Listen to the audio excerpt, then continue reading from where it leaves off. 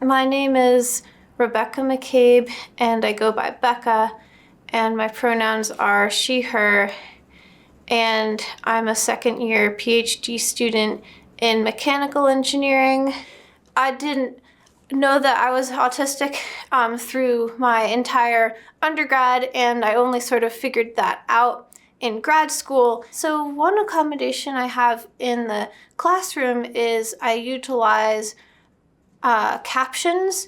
And so there's an app called Otter, which Cornell or which SDS will fund by giving you a premium membership to it, so you can have captioning for as many hours as you want, versus the free plan only lets you caption for a couple hours a week.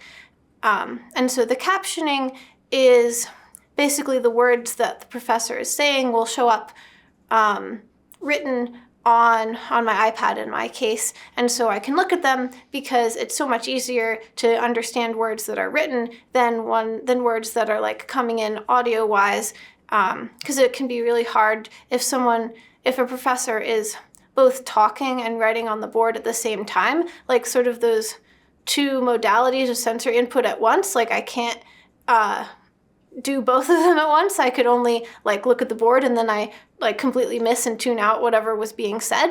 And so that's why the captions make it so much more helpful, because then I can look at the board and see what the equations being written are, and I can then look down at the captions and see what the actual explanations are behind what's being said.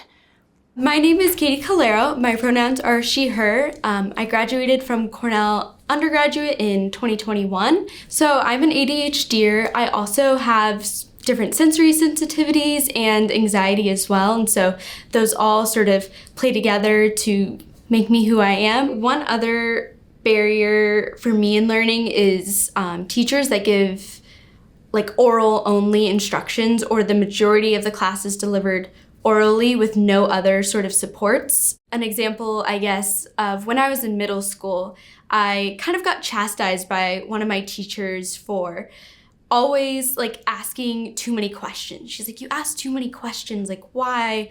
Just go and do it, stop asking.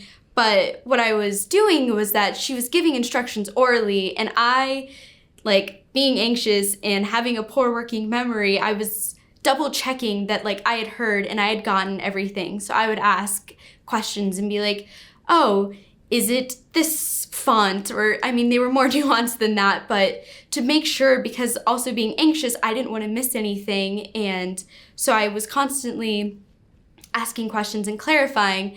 And sort of after I got chastised, I kind of took a step back from that, because one part of being ADHD is rejection sensitivity dysphoria. And so you have these really strong reactions to what you perceive as rejection. And so in my mind, I kind of saw that as as rejection, as something bad on my character. And so I kind of stepped back and instead switched to, I just write everything down, obsessively, that people say, and I still do. And I think that was kind of my way to cope with oh, I can't, I'm not getting these instructions and they don't have them written down anywhere. There's no handout. So I'm just going to sit here and write everything that I can.